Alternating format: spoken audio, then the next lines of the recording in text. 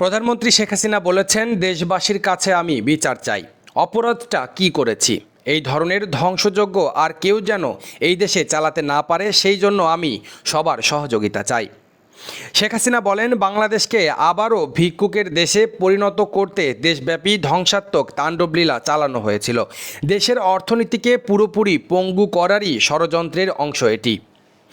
শনিবার সকালে কোটা সংস্কার আন্দোলনকে ঘিরে সহিংসতায় আহতদের দেখতে শেরেবাংলা নগরের পঙ্গু হাসপাতাল নামে পরিচিত national institute of traumatology and orthopaedic rehabilitation পরিদর্শন করেন প্রধানমন্ত্রী।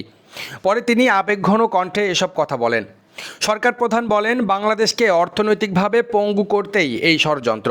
দেশের মানুষকেই এই সহিংসতার বিচার করতে হবে। কোটা আন্দোলনকারীদের কমপ্লিট শাটডাউনের জন্যই এত মানুষ হতাহত হলো। এইভাবে আর কেউ যেন কোনো ধ্বংসযজ্ঞ চালাতে না পারে, সেদিকে সবাইকে সতর্ক থাকতে হবে।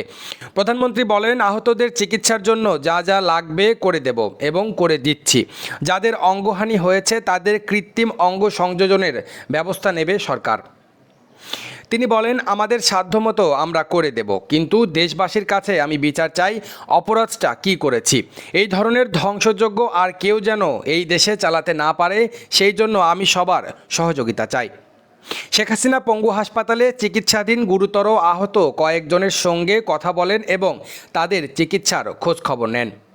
এ সময় তিনি আহত ব্যক্তিদের যথাযথ চিকিৎসার নিশ্চিত করতে সব ধরনের সহায়তার আশ্বাস দেন।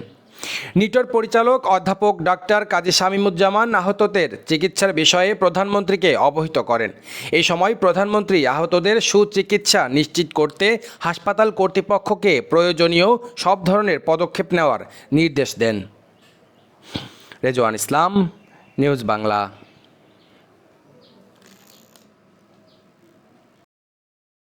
সর্বশেষ খবর পেতে আমাদের নিউজ বাংলা ইউটিউব চ্যানেলটি সাবস্ক্রাইব করুন, ফলো করুন newsbangla.net ফেসবুক পেজটি এবং ভিজিট করুন newsbangla2568.blogspot.com ওয়েবসাইটটি।